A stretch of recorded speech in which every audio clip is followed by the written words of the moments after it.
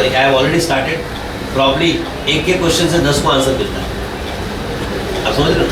तो बिंदास हेजिटेट नहीं कीजिए। आप होम्योपैथी हो, इलेक्ट्रोपैथी हो, नेचुरोपैथी हो, एलोपैथी हो, मेरे लिए वो इंपॉर्टेंट नहीं। मेरे लिए ये इंपॉर्टेंट है कि आप यहाँ तकलीफ में आए हो और अगर मेरे पास उसका सोल्यूशन है तो मैं देना चाहता हूँ। तो हेजिटेट नहीं करो यार, मैं पूछूंगा सामने वाले को क्या लगेगा, लगने दो ना। आज आपका काम है, आज आपको अपनी तकलीफें कम करनी है, तो आप पूछिए, you will get answer. Yes sir. Actually, I am a physician. So in between, I read an article saying that a physician is not supposed to give an infarct, myocardial infarct. Good question. Now let me give an insight of this particular question with a beautiful case law which is decided by Supreme Court. If you all know about Poonam Verma's case, decided by Supreme Court in 1995. Before that, let me give you a little idea about the lawmakers. In our country, Parliament is the lawmaker. In a state assembly is lawmaker. Second lawmaker is in a state high court and session courts. In national status, Supreme Court and national commissions. So whatever get decided by Supreme Court becomes the law of land, unless until Parliament overrule. So till the time it will. So if you all remember, Poonam Verma's case got decided in 1995, where pathy practice came in picture and a cross pathy issue came. If you know that judgment or read the judgment, very clearly Supreme Court has said if we don't have any objection of a treatment given by Dr. XYZ to patient XYZ, you know Dr. Patel and all, proper investigation, the proper treatment, but their pathy doesn't allow them to practice allopathy, and only on that particular ground they came on a judgment, came heavily on doctor, saying that since this doctor has crossed over his pathy, he is negligent in this case, and a rule been formed कि whoever practice cross pathy, whoever, whichever degree, will be termed as a bogus doctor and should be penalized. So that rule got maintained. Similar case is decided in 2010. This is case of Nizamuddin Hospital, Hyderabad. यहाँ क्या हुआ था, एक patient fever के लिए admit हुआ, चौथे पांचवें दिन एक्सरे के अंदर मास दिखा, तो डॉक्टरों ने बोला कि फीवर का reason probably that mass. So they just wanted to get rid of that mass. So patient was referred to thoracic surgeon. तो thoracic area, thoracic surgeon has not done any further investigation. He has decided this is the cause. Looking to all investigation, he posted a patient for surgery. जब उन्होंने case open किया तो he found that mass was a neuroma which was extended up to spinal cord, and during negotiating that and dissecting that, they dissected spinal cord. Patient went in paraplegia, और ये case गया national commission तक. State commission ने बहुत कम पैसा दिया था, बंदा नेशनल कमीशन में गया, नेशनल कमीशन ने खाली 3.5 लाख रुपए दिया, उसने वापस सुप्रीम कोर्ट में अपील किया.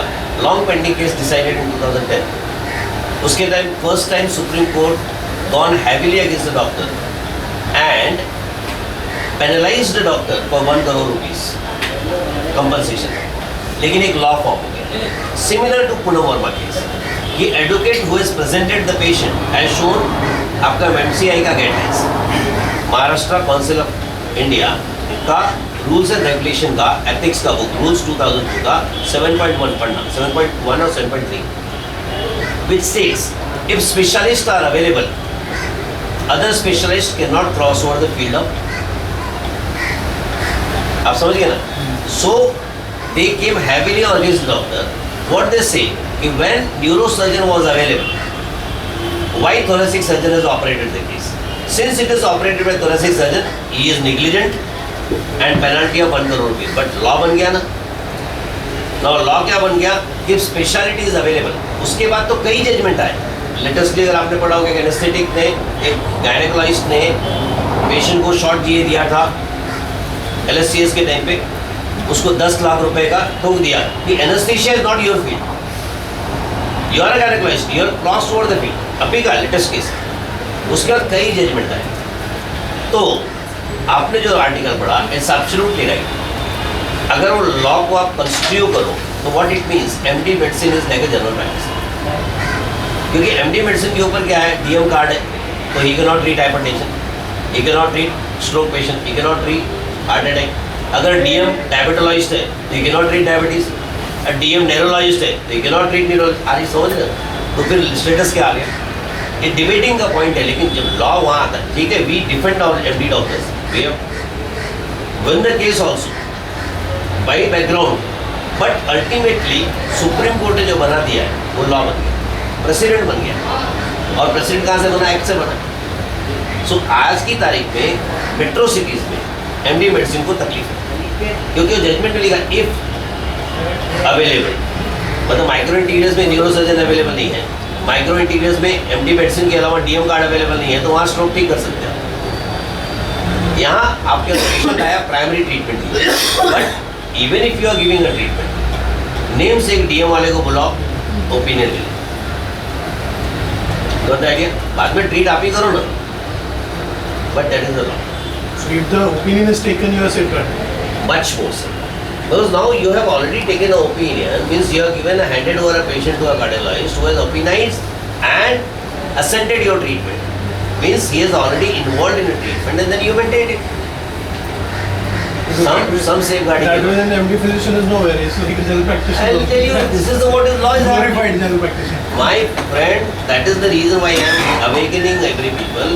If law is taking catch hold of medical people, but still medical people are mum.